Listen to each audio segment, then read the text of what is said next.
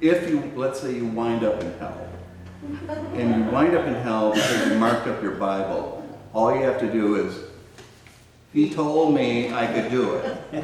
So, and I'll already be there. But, of course, yeah, for other reasons.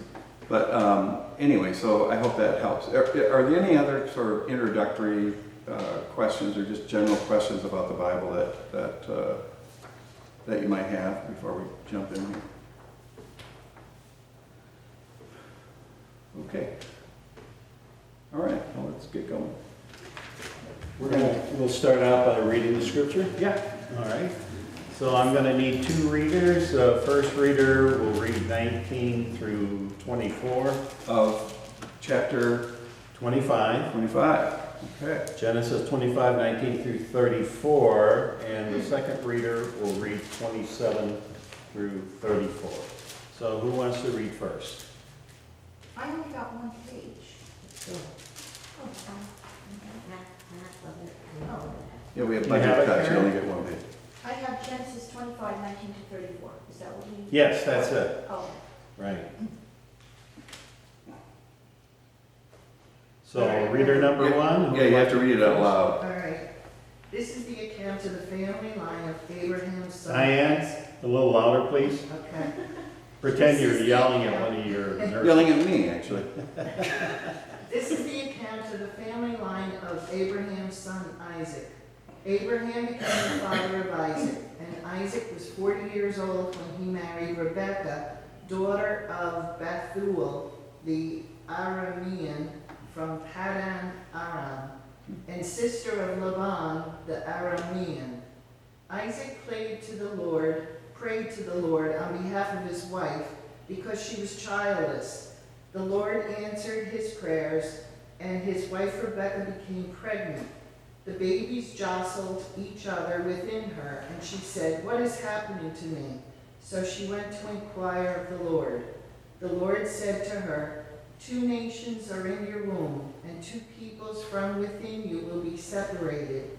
One people will be stronger than the other, and the older will serve the younger." When the time came for her to give birth, there were twin boys in her womb. The first to come out was red, and his whole body was like a hairy garment. So they named him Esau.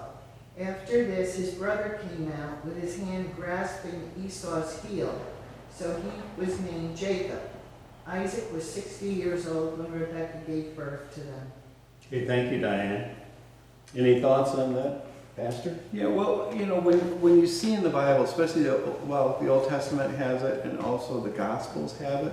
They have these this list of persons, this lineage that you see. There's a mini one here, right? This is the, what did it say? These are the descendants of Isaac.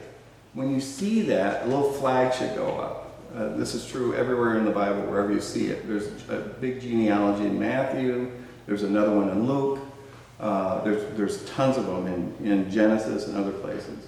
But as soon as you see that, it's a signal that we've got a change of scene.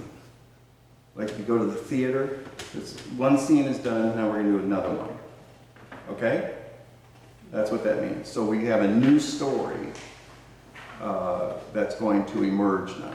Right? That's a little literary kind of thing that the Bible does over and over. Okay? Here are the descendants. Not in this one, but in other ones, there's a little winking going on because the list usually holds, like our families, oh, don't put him in the list. Right? Don't put him in the list. And they'll do it. And they play with it. But here's a very short example of it, but it's true. We're going to start talking about Jacob and Esau, right? Not now, Diane. No, go ahead. What is the importance of always stating the age? It goes on and on to stress, oh, he was this old when that happened, he was this old, and Right. we would talk and wonder why is it important and did they really live to 150 years old? Yeah. They did not. That again, these are literary devices that say, okay, he's in the prime of his life. in this case, right? With Abraham, he's, you know, ridiculously old, and others will likewise be like that. And it's just to say this is impossible. That's my view. It's just impossible. But the key to this, again, the key to this one is what follows that, which is barrenness. Where have we heard that before? Sarah. Sarah. That's right, Abraham and Sarah. Barren. For how long was she barren? 90 years. 90 years, barren. Okay? What does barrenness mean to you? Have you ever had a time in your life where it was barren? Yeah? Anybody want to share what it was like without? You mean when I moved to Millbrook? Clear road. This time. I'm sorry, I didn't mean to. Well, you Scratch decided, that. Jim. You limp. Yeah, anybody ever have a barren period in their lives where there's no fecundity, there's nothing happening, there's no fruit, there's no, nothing's going on, your dreams and your hopes and your wishes are just, you can't see it? Anybody been there? Well, for some people, it would be the pandemic. Right. Yeah, really good point. Just a barren time. Yeah. Linda and I have a habit of watching a series, either Netflix or Amazon, and we don't binge on it, but we do it like one episode a day, and we're watching the Kaminsky Method now. Yeah. And many of you have seen it, and it really hits on this whole issue of lack of fruitfulness. Both men are old, retired, or just about to retire, and if they're not ready to retire, the people working with them are ready for them to retire. Yeah. So they're kind of pushing them out the door. And the point is made time and time again, if you don't have a purpose in life, you're gonna die. And that's proven statistically. The number of men in particular who finish their career and they go on and there's nothing to do. Maybe they play golf or something like that, but they just kind of run out of gas. So this period of barrenness is very difficult for, I think, the human nature to deal with. Well, this is making me feel very uncomfortable, isn't it, Jim? How about me? As I turn 62, well, you know how to do it. Yeah, and here's the thing about barrenness in the Bible, especially the Old Testament especially, is there's always a link with theology. In the Bible, and maybe still today, here's the idea. You live a righteous life, you do everything right, things are going to be great. God will bless you with children, with money, with, it sounds like Reverend Ike, right? And so on. And that proves to yourself and also to your neighbors, those around you, that you're doing the right thing. Why? Because God is righteous. God will bless those who are righteous, and God will punish those who aren't. Here's the deal. So these two are barren, right? They don't have any children, and it's a repeat of Abraham and Sarah, because it's not just the pain of not having children, especially in this day and age. Without children, you're in trouble. But also there's this thought with your neighbors that we don't know what you did to deserve this, but you did something.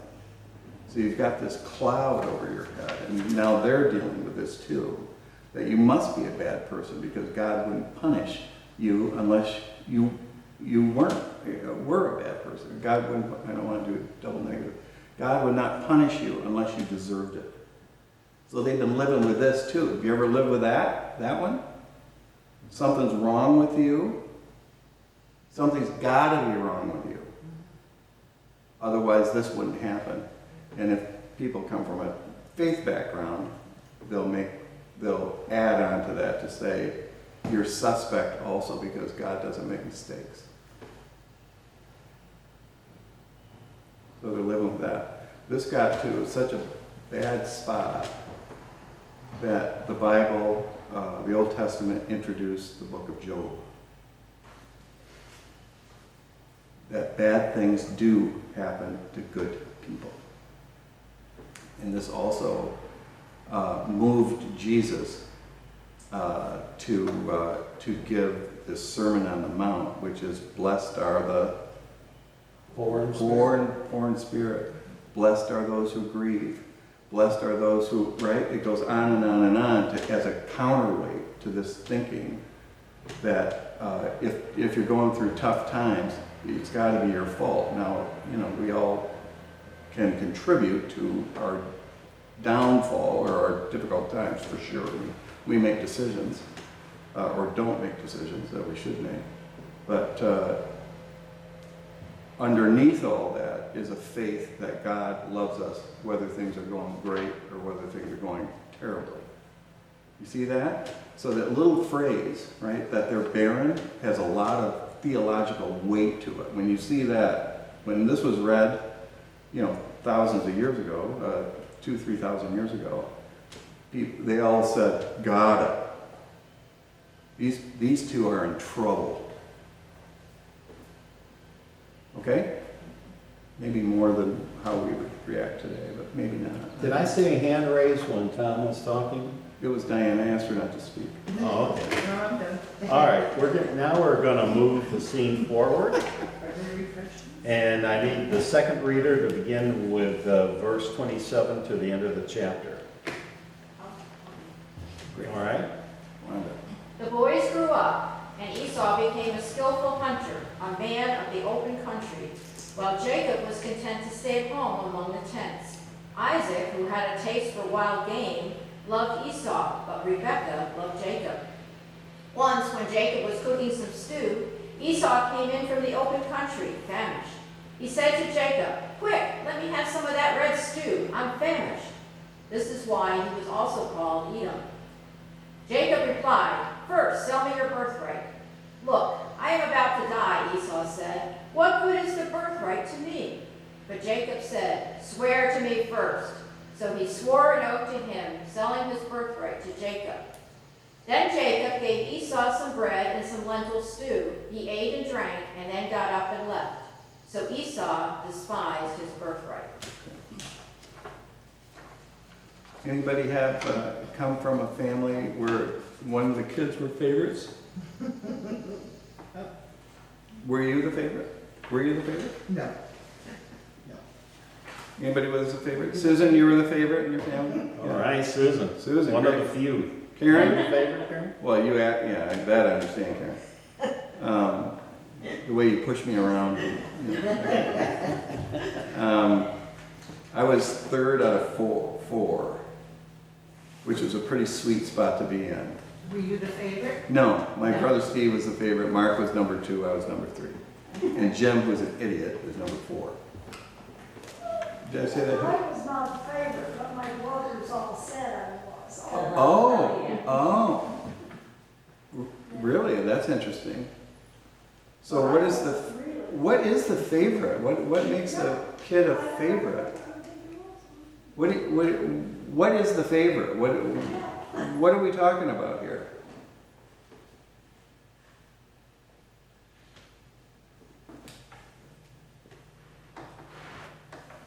What makes a kid a favorite of their parents or of a parent? Perhaps the parent sees in the child his or her qualities and preferences, kind of thinks and acts like he or she might do. Yeah, you're one of us. Yeah. Right? You're one of us. Anybody else? What makes a favorite a favorite? I think for me it was, I forgave a lot of stuff. I didn't carry grudges or keep score. Oh. So you were easy to raise. Yeah, the other ones were like, let me pull out my ledger and tell you why Yeah. you're a bad parent. never erased, right? I think that's what it is. I couldn't bother with it. It's the kid that gives you the least amount of trouble and retaliation, the kid that goes easily along.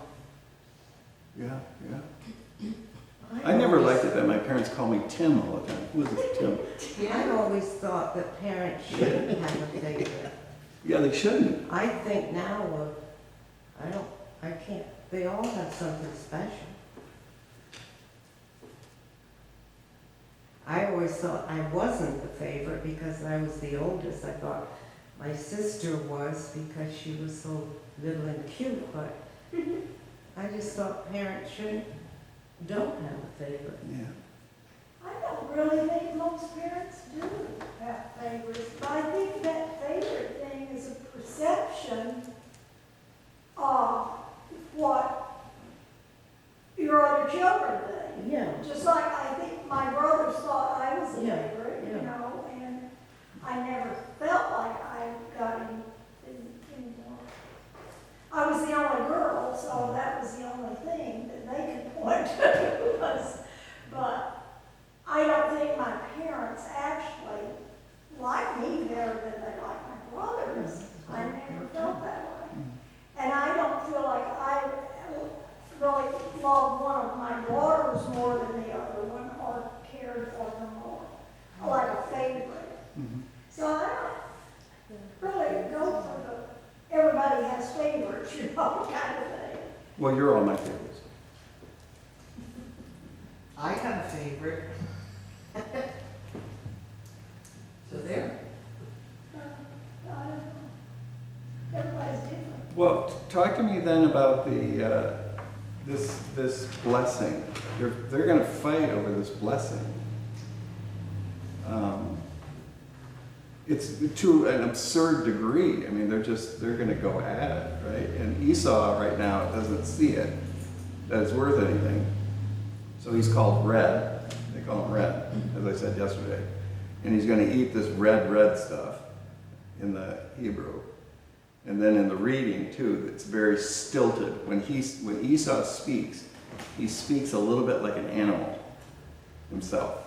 He's an outdoor guy, real basic, not a lot of sophistication, obviously. I want to eat. Who cares about this blessing? Right? It's my need at the moment that I don't even. What's this blessing thing? Who cares about that? I need to eat. So Why does he say he's about to die? he's prone to overstatement. Okay. Yeah. It's hyperbole. You just give me something to eat. I'm starving. Kind of We thing. see a lot of that instant gratification kind of thing right now with our own kids and all the kids around you. Right. They want something, they want it now. They're not thinking about what the consequences are tomorrow if they get this today, you know. So what's potential in terms of what do you lose if you're that way? Yeah, If you're that way, what are you risking? yeah. If you want it, when you want it, with whom you want it, and this is fun, isn't What it? are the consequences of getting it? Right. Yeah. Yeah. He gets what he wants, and it's negative. Right? So what in today's terms do people or you want that really messed up your future?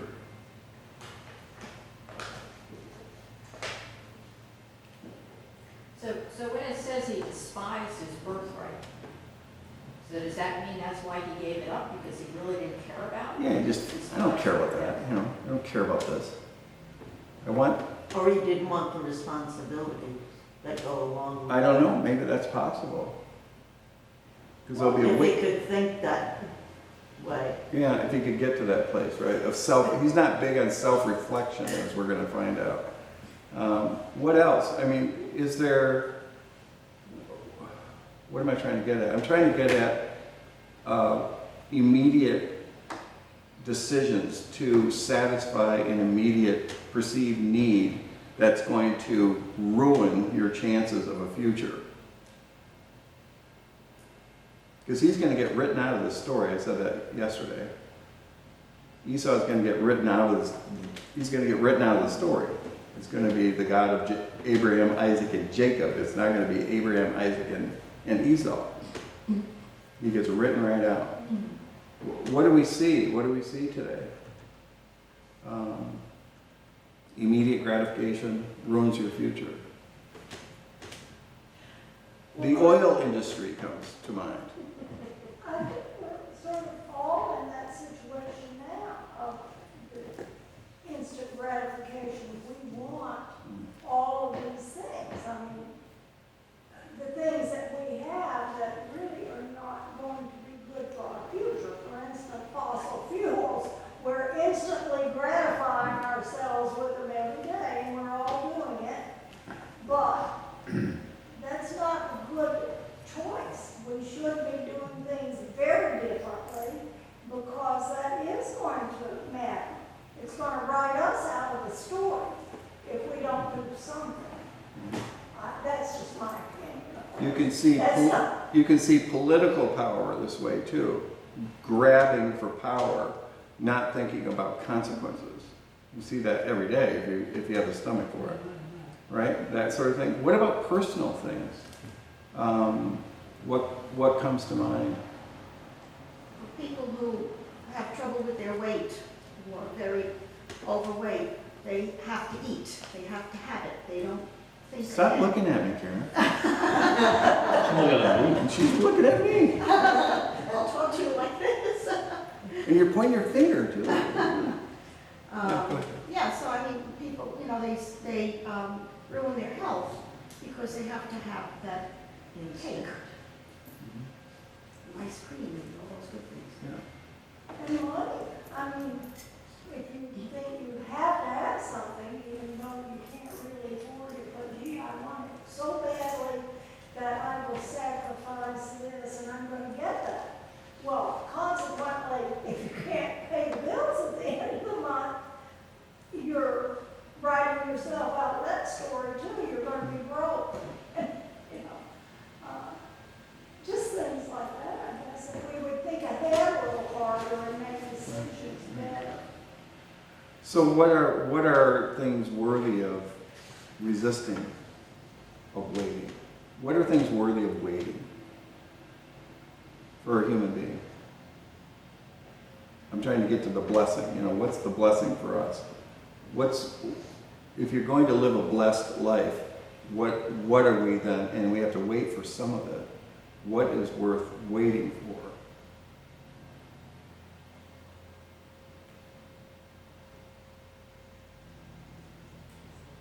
Love, and like what I keep thinking about is overreaction in the moment, emotionally responding inappropriately and damaging a relationship, which is love, which then inevitably affects your future. So, What I find interesting is not so much, it's he had something. He had it. He had it. Yep. And he dismissed it, let it go, traded it for something, like you said, in the moment. And he works the rest of his life to try to get back what he had. So it's interesting to me, you had it and you lost It's it. really sad. It's a really sad story. And for him, yeah. Is there something that's percolating in you where you think, this is a treasure? I've got a treasure. I don't know really what it all might mean. But I've got a treasure, and I have to discover what that treasure is. And then I got to figure out how to hang on to it, and nurture it, and protect it, and maybe promote it. Is there something in you, in me, that has been given to you already? You've got it. What might that be? the people in our lives, first of all, We were talking about this last night, but mine is, the gift is defaulting to kindness. Defaulting Defaulting to kindness. to kindness. But when you can lose that very quickly, and the natural reaction is to be kind, suddenly can be defensive, protective, angry, you know, paranoid, you know, and it's hard to hold on to that treasure of your natural instinct to be, your first emotion is to be kind, or your first idea is to be kind. And when I'm in situations where I feel like kindness turns into a doormat, suddenly you are like, maybe that's not a good, maybe that isn't a treasure, and that you have to work really hard. I mean, I do, to not let that be dismissed. At figuring out what's appropriate for the output of you, right? Well, and also just to still believe in it, even if you take advantage of it, or even if it sometimes hurts. It's like to continue to believe is the right first reaction. Yeah. But you can lose it fast. Say again. I said you can lose that That- very quickly. He did, I'm fighting. You lost so it hard. fast. Yeah. right? Boom, gone. Yeah. Yeah. Anyone else have a treasure in them that's kind of emerging? Where you gotta say, hey, I gotta protect this thing. I gotta own it, protect it. I have to nurture it. I have to maybe someday even promote it, expose it, in other words, right? If you have a treasure, sometimes you have to go public. Anybody else have? Spirituality and the relationship with God. Gotta protect it. Yeah. Gotta nurture it. Gotta promote it. Yeah. You did that yesterday. What's that? I said you did that yesterday for us, Yeah, saying Yeah. this is what you that's right. studied and wanted to share. That's it. Yeah. There's a lot of exposure if you're a minister. A lot of exposure, which I'm not thrilled about. But so what? That's the way it is. Yeah. Yeah. I've never liked that. But you can't be a minister without doing that. I'm told. Can't do that from my porch. I always feel that, your faith sort of gives you a stability to, as you get older, being, I can't say always happy, but satisfied with your status at the time, whatever it is. Intent. Yes, content. I can't hear you. Say it again. Content, okay. Yes, Yeah. there's I think that's a treasure, just that feeling of, and God is with us, and we're content with that. And, or as you stated that in your sermons. I've never said that. You use the phrase of being sufficient. Everything is sufficient Yeah. with your, That's a big time Reformed Church and Presbyterian word. Sufficient. And we apply it to ministers. He's sufficient, right? Not great, not bad. Sufficient. Good enough. Yeah. But good you enough. need a foundation for Yeah. that, which I've always felt was faith and belief and hope. And what about peace? That's a A treasure. sense of peace and that you're solid in here? Is that a treasure worth keeping? What about a vision that you might have, a hope that you have for your life? Is that worthy of nurturing, clarifying, defending, moving it forward? Seeing what you're made of, you go public, something like that. I think you have to be careful in this conversation about the things. The what? Things. Things. Because I think if they're rooted in things, it can get really tough and probably superficial. Yeah. Because you're looking for a solution versus I think there's something interesting Yeah. about words like peace or contentment or kindness Yeah. or, yeah. those aren't things, it allows you a little bit of God will provide if you don't specifically know the answer. Yeah. You just know, and more of an emotional wish. Yeah, and relational. I love these interviews with Warren Buffett, you know who that is? Berkshire Hathaway, one of the wealthiest people on earth. They asked him, well, what is this all about? What is this all about? You know what his answer was? To love and to be loved. Yeah, That's what this is about. yeah, it's an emotion. Yeah, he's not lost sight of his person. You know, that's his treasure. He says, my friends, it's my family. It's, you know, I love the people I work with. I trust them. You know, he said that's what this is all about. It's not about the money. And which flabbergasted the interviewer, by the way. Flabbergasted. Ziggy Pop, do you know who that is? He's from Muskegon, Michigan, where I come from. And Anthony Bourdain, I don't know if you've seen his movie yet, but I haven't seen it yet. I don't think I can take it right now, but Anthony Bourdain and Ziggy Pop were walking on a beach, and then they had lunch together. It was a dive. And Anthony Bourdain asked Ziggy Pop, what, at the end of his career, he's in his 70s, and he's pushing 80 now. What do you call this, punk rock, a punk rocker, or whatever he was? Really out there. And Anthony Bourdain asked him, you know, what's the end? What's the end of all this? And Ziggy Pop says, he said, this is going to sound really embarrassing to me and frivolous. He said, it's to be loved. And Anthony Bourdain was taken back by that. That's the treasure. And to love. So you got this guy who's really strung out on drugs and just, you know, he looks horrible, like he's going to die in a minute. And that was a conversation. And now that Anthony Bourdain has committed suicide and has died 3 years ago, you kind of wonder how that impacted him.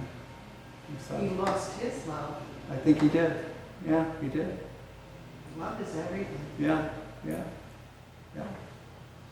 Okay, so these two are gonna fight over this blessing. Now, back in the day, you know, if you have the blessing, you get everything. You get the farm, the animals, the servants, everything. So there's that component to it. But as far as the Bible is concerned, they certainly agree with that. But the Bible is going to say what really matters here, the treasure here, that we're talking about on a big scale, is that you are written into the story of God. That's the treasure. That's the blessing.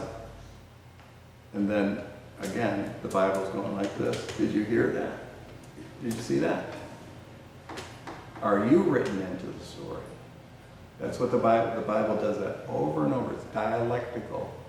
What do you think about that? Are you written in? Have you written yourself out? Do you want to come back in? That sort of thing. Does that make sense? That's the big question for today. When you leave, ask yourself, do you want to be in the story? Because it's our turn now. We're the living ones. Sometimes I worry though that Esau just didn't have the intelligence to even know what he was doing, and that doesn't seem fair. It's like one of those things where you get on the other side and go, well, I was just hungry. I didn't know this thing was gonna. It's a really good point. How smart do you, right? How smart do you have to be a part of the story? Is it about intelligence? That's a really good question. Yeah, it doesn't seem fair. Doesn't seem fair, does it? And it doesn't really say how old they are. No. I mean, if they're 10 years old. No, they're probably young adults at this stage. Probably young adults, yeah. Because he's going out to hunt and He's right, he's so on. angry. He's just angry. He's angry. Well, how do you feel about that? Is it fair? Is it fair? Alicia, is this fair or not? So it's kind of like, of all things for Jacob to say, like why would he say, give me your birthright? Like Esau had just been out all day in the country. Had he not come home with a plethora of things? Yeah. And Oh, yeah. Jacob could have taken something else. Right. So then it's kind of like what you said about putting your best foot forward. I mean, And then people just- Jacob was wily, I think. He Yeah. said, my brother's a little Yes. slow, and I know he's Yeah. vulnerable. We're going to find out that the mother has been coaching Jacob. They're all connivers. These are horrible families. Well, that's another question for all of us is God works through horrible human beings and horrible families. Isn't that comforting? For me, that's a comfort. I'm glad none of my family members are here because they point the finger at me. But yeah, God works through horrible human beings. And God works through horrible families. And God works through horrible communities. God works through horrible countries. Karen, you want to say something? Oh, I was just thinking, you said, it's not fair, and we came across another example back in Cain and Abel, where God favored Right. one over the other. Not fair. For no reason, Nope. there was no explanation. Right, not fair. And it's not fair. Nope. So it's like that happens a lot apparently in, well, I shouldn't say a lot, but we're early in Genesis now, so, it's, I guess. We've seen a few examples. Yeah, it's fairly consistent. Right. It's consistent all the way through, right? And it seems like the wrong people get the good stuff. Or I'm thinking about the disciples of Jesus too. These weren't, these weren't the brightest bulbs in the, whatever. Shouldn't Jesus pick really smart people with law degrees and all this kind of stuff? No, he doesn't do that. He picks over here people with the law degrees and who are accomplished are saying, well, what about us? Doesn't mean that there aren't accomplished people following Jesus. There are. But his 12 disciples are, it's not a first-class team that you want to assemble. It's unfair. And it's still true today. Of course. Life is unfair to all of us. Right. So what do you make of it? You ready to leave?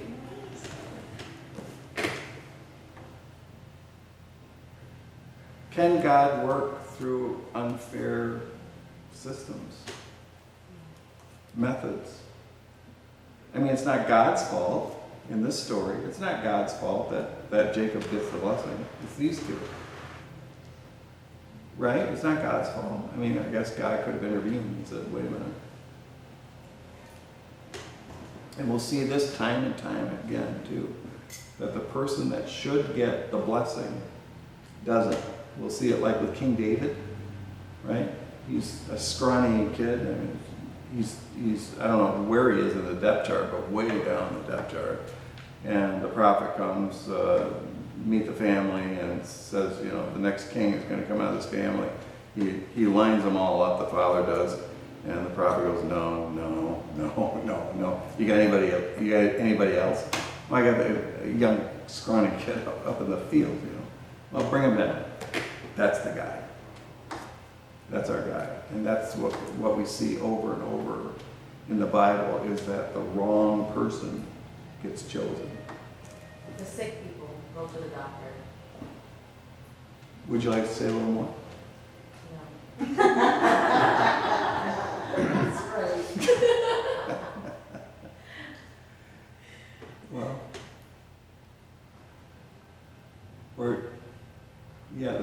the sick ones need a physician, as Jesus would say, right? Or the person or the person that sees the treasure for what it is. So I wanted to ask you this too. With Esau, for instance, what keeps him from not seeing it? Where's his mind? If it's not with a blessing, then what's getting in the way of this? Of seeing it? Well, I was just gonna say, it almost seems like they say that he's a little slow right from the get-go. He was red, his whole body was hairy, it almost gives you the idea, even when he talks, that he's maybe a little slow. But Forrest Gump knew a good thing when he saw one. By the way, my colleagues call me Reverend Gump, just so you know. Well, if he had a box of chocolates, he would have eaten them all, so. Yeah, I mean, It's a little bit of Maslow's hierarchy of needs. Yeah. And you slide back down and all of a sudden it's food, shelter, clothing. You get into scarcity and survival and you go into, I think, much more selfish choices. When, you know, if you can self-reflect, which is a blessing, is much more of a reflection of what does that mean. And I think you slid right into, you know, the bottom basic and rights of where you go at the very start of development. I wonder though, how hungry is he? I mean, seriously. I'm starving right I was left a, Would you? I got a tuna fish sandwich in the refrigerator. 4 hours, Yeah, well, let's use hunger in relative terms. You know, what are people hungry for? So hungry that they don't see this. Yeah. That's What great. is that a better way, maybe Yeah, a different way to look at it, a different Yeah, perspective? It's not about the food, it's about what do you so think is so important right now? What's possible? What's possible? That you're so hungry, you're so focused on this, whatever it is that you think is going to satisfy you, that you forget this. So I'm dealing with this at work with a colleague who wants a title. And he's so focused on a title that I don't think he sees the bigger relationship that he has with where he is today. Yeah. And so he's gonna throw it all away He's going to throw it all away. for a title. So you're seeing this story unfold at your business. Yeah. Yeah, and then this is where the kindness part of me is like, I'm like, all right, go to that other company, you're gonna fail. And I'm like, no, you're not. No, you're gonna be great. Yeah. But But you can see it, you're just right? throwing away a lot of goodness that has been a part of his life for 5 years. Yeah, I was saying this yesterday too. You know, if you really get into this, if you really get into the Bible and the stories, and you start to incorporate them into your bones, let's say, you'll start to see these stories in real life. There it is. There's Esau.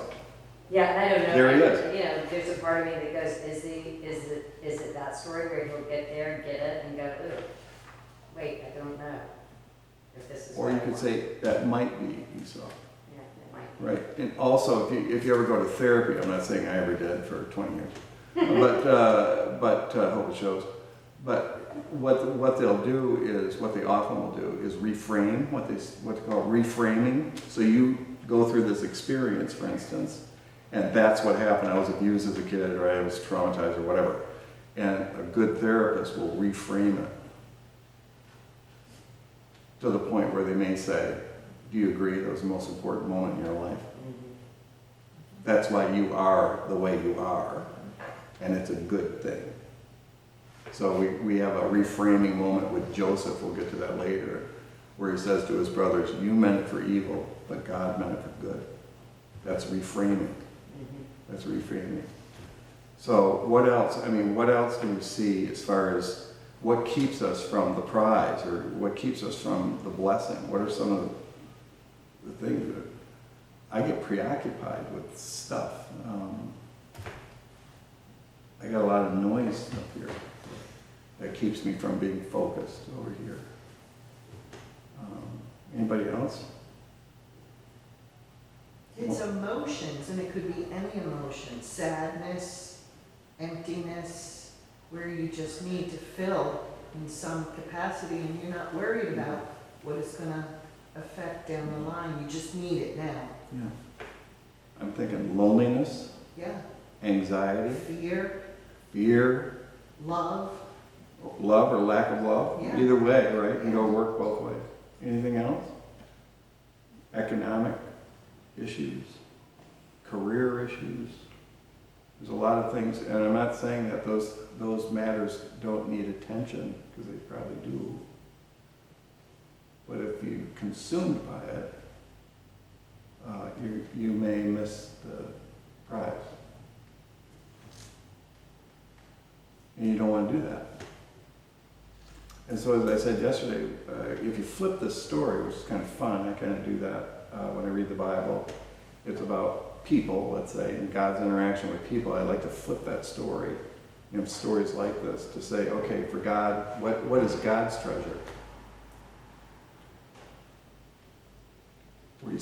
Where he's going to stay focused. This is my focus. This is my treasure, and I am going to hang on to that by hook or crook.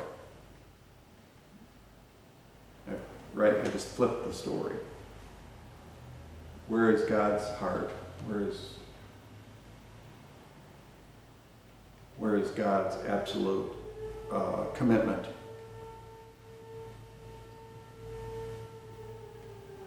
It's gotta be us. It's us. It's us. Yeah. That's the blessing for God, is us. And God will go to the mat, or the cross, if you will, to make it so. That's God's commitment. Pretty impressive, I would say.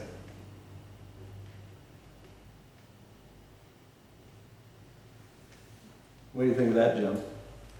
I learned a lot. I've been yapping the whole time. All right, I got the $1,000 stupid question. I'm sorry, Diane. It's noon. You heard the horn. What's the meaning behind the Weber's grip? Somebody's grabbing the other guy's heel. What's that about? He's What- pulling him down. He's going to pull him down. Okay. If you call somebody a heel, that's old. We don't use that language. He's got him by the heel. He's going to pull him down. So Esau never stood a chance. Right, even in the womb. He never stood a chance. Never stood. He's cannon fodder. And then the theme, we'll get there, hopefully. This theme goes on. The Bible's smart, right? So we're going to see this when they meet again as older men at the Jabbok River. It's going to get ugly. Of course, Jacob comes to the Jabbok and he puts his kids and his wives in front as human shields. Real classy guy. But at night he's going to have a wrestling match with an angel of the Lord, or maybe it was God. We don't know. The language is funny. We'll talk about it later. But he survived. And he limps. And he's going to limp for the rest of his life. So this theme of, heel grabber, all that, it's going to cost him. And it's also going to give him a new name, because his name is no longer sufficient. His name becomes Israel. That's where it comes from. And Or it could be, maybe, just to think back, my mother was a twin, and I always remember my uncle saying, yeah, I pushed her out. But maybe it's the other thing, maybe he was trying to pull him back in so he could go first. right. That's what I'm saying. That's Like people who are drowning will grab you and pull you under, right? So he could be born first. That's right. That's exactly how I take it too. And and so we're going to see that theme with him. He's a conniver, right? He's a manipulator. And then he has this wrestling match with God on the Jabbok River. He's dislocated his hip, so he's going to limp the rest of his life. Gets his name changed to Israel.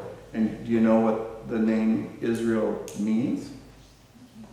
I love being smart. It doesn't happen often. It's wrestling with God. The one who wrestles with God, and you can flip that to saying the God, in Hebrew, you can flip it. It's the God who wrestles with us, And survives. even though we limp a little bit. A small price to pay. Small price to pay. It's kind of beautiful, isn't it? The whole thing is really, I think, just beautiful stuff. And then you have to ask the question, okay, it's beautiful. Is it true? These are theological questions. Do I have it right? Is it true? And who cares? Those are all three big theological questions. I presented those in seminary where they were thrilled that I broke it down like that. They weren't. but I've hung on to that. Do I have it right? Is it true? And so what? What's the difference between do I have it right and is it true? Having it right is, have I read it correctly?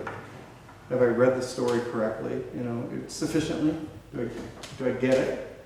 And then is what they're saying, is it true? About life and living as I know it, right? And then the third one